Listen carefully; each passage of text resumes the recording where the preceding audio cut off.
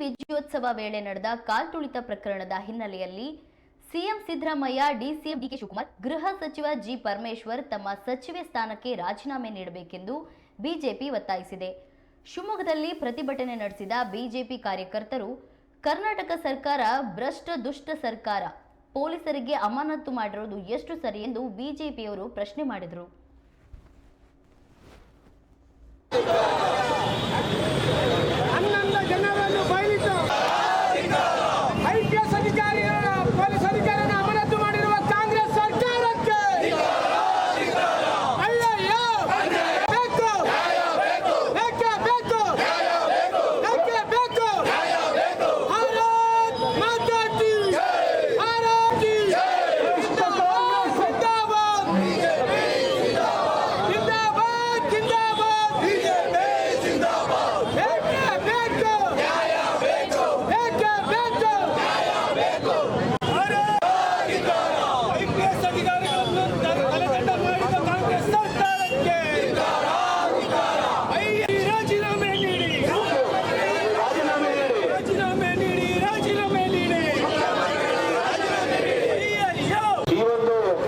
ಪ್ರತಿಭಟನೆಯ ಸಭೆಯ ಸ್ವಾಗತವನ್ನು ಮೂರನೇ ಮಾಸಕ್ಕೆ ಕೇಂದ್ರ ಅಧ್ಯಕ್ಷ ಅಂತ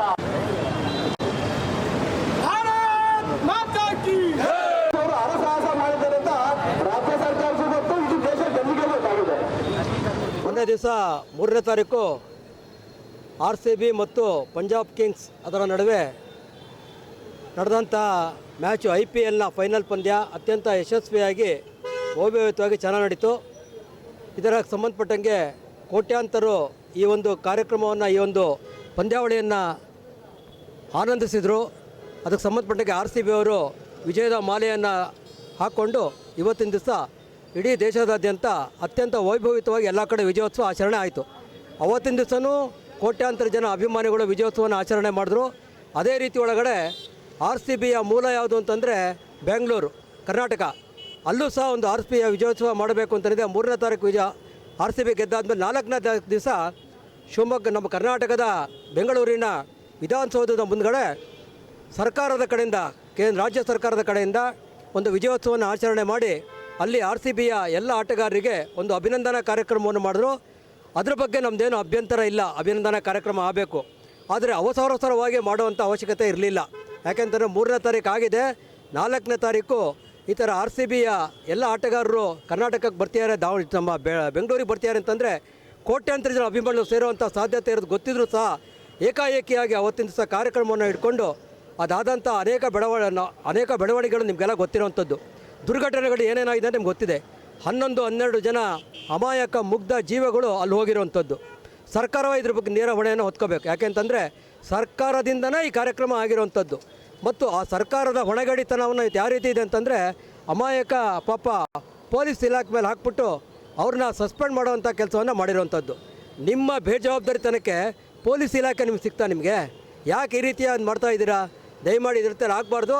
ಇದರ ಹೊಣೆಗಡಿತನವನ್ನು ಬಿಟ್ಬಿಟ್ಟು ಇದರ ಹೊಣೆಗಾರಿಕೆ ನಿಮ್ಮದೇ ಇರುವಂಥದ್ದು, ಬೇಜವಾಬ್ದಾರಿತನ ನಿಮ್ಮದೇ ಆಗಿರುವಂಥದ್ದು. ಹಾಗಾಗಿ ಜೀವಗಳ ಅಮಾಯಕ ಪೋಷಕರ ಆಕ್ರಂದವನ್ನು ನೋಡಿ ಆ ಮನೆಗಳಿಗೆ ಹೋಗಿ ಭೇಟಿ ಮಾಡಿ ಅದಕ್ಕೆ ಸಂಬಂಧಪಟ್ಟಂಗೆ ದಯಮಾಡಿ ಮುಂದಿನ ದಿನಗಳಲ್ಲಿ ಈ ಥರ ಕಾರ್ಯಕ್ರಮ ಮಾಡೋಕೆ ಮುಂಜಾಗ್ರತಾ ಕ್ರಮವನ್ನು ತಗೋಬೇಕು. ಯಾವುದೇ ರೀತಿಯ ತಗೊಳ್ದಲ್ಲ ಇದಾಗಿರೋ ಪರಿಣಾಮ ಈ ಜವಾಬ್ದಾರಿ, ಈ ಹೊಣೆನ 11 ಜನ ಸಾವಿನ ಹೊಣೆನ ರಾಜ್ಯ ಸರ್ಕಾರ ತಗೋಬೇಕು. ಮಾನ್ಯ ಮುಖ್ಯಮಂತ್ರಿಗಳು DK ಶಿವಕುಮಾರ್ ಆಗಿರ್ಬೋದು,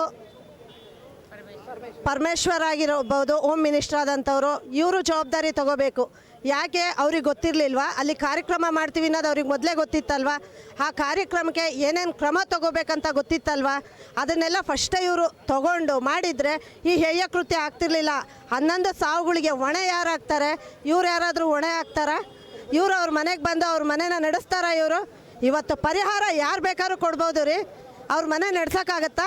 ಅವ್ರ ಮನೆ ವ್ಯವಹಾರ ನೋಡ್ಕೊಳಕ್ಕಾಗತ್ತ? ಅವ್ರ ಮನೆ ತಂದೆ ತಾಯಿಗೆ ಪ್ರೀತಿ ಕೊಡೋಕ್ಕಾಗತ್ತ? ಅವ್ರ ಮಕ್ಕಳು ಪ್ರೀತಿ ಅವರು ಯಾವ ಕಾರಣಕ್ಕೂ ಇಲ್ಲ. ಇದೇ ಮಹಾಕುಂಭ ಮೇಳ ಆದಾಗ ಯೋಗೀಜಿ ಅವರು ಮಾಡಿದಂಥ ಒಳ್ಳೆ ಕೆಲಸನ ಯಾವುದೋ ಒಂದು ಗೊತ್ತಿಲ್ಲದೆ ಆದಂಥ ಸಣ್ಣ ವಿಚಾರಕ್ಕೆ ಕೇಂದ್ರ ಸರ್ಕಾರ ಕೊಡೆ ಮಾಡ್ತು. ಈ ರಾಜ್ಯ ಸರ್ಕಾರ, ಕೇಂದ್ರ ಸರ್ಕಾರ ರಾಜೀನಾಮೆ ಕೊಡಬೇಕು ಅಂತ ಇವತ್ತು ಕಣ್ಣೆದ್ರಿಗಾದಂಥ ನಮ್ಮ ಬೆಂಗಳೂರಲ್ಲಿ ಆದಂಥ ಕಣ್ಣೆದ್ರಿಗಾದಂಥ ಹೊಣೆಗೆ ರಾಜ್ಯ ಸರ್ಕಾರ ಪೊಲೀಸ್ ಅವ್ರನ್ನ ಹೊಣೆ ಮಾಡಿರೋದು ಅನ್ಯಾಯ ಅಲ್ವಾ? ಪೊಲೀಸ್ ಅವ್ರಿಗೆ ಮಾಡಿರೋಂಥ ನಾಚಿಕೆ ಆಗಬೇಕು ಸರ್ಕಾರಕ್ಕೆ. ಪೊಲೀಸ್ ಅವ್ರಿಗೆ ತುಂಬ ಅನ್ಯಾಯ ಮಾಡ್ತಾ ಇದ್ದಾರೆ. ಯಾಕೆ ಪೊಲೀಸ್ ಅವ್ರು ಮಾತಾಡಲ್ಲ ಅಂತನಲ್ಲ. ಎಲ್ಲರೂ ನಾವು ಕರುಣಾಜನಕ ಸ್ಥಿತಿಯನ್ನು ನೋಡಬೇಕಾದಂಥ ಪರಿಸ್ಥಿತಿ ಇದೆ. ಇದಕ್ಕೆ ಕಾರಣ ಈ ಥರ ಎಲ್ಲ ವಿಜಯೋತ್ಸವ ಆಚರಿಸ್ತಾ ಇದ್ದಾರೆ ಅಂತ ಹೇಳಿದರೆ ಇದಕ್ಕೆ ಏನು ತಯಾರಿ ಮಾಡಬೇಕಿತ್ತು ಅದನ್ನು ತಯಾರಿಯನ್ನು ಮೊದಲು ಗೃಹ ಇಲಾಖೆ ಮಾಡಬೇಕಿತ್ತು.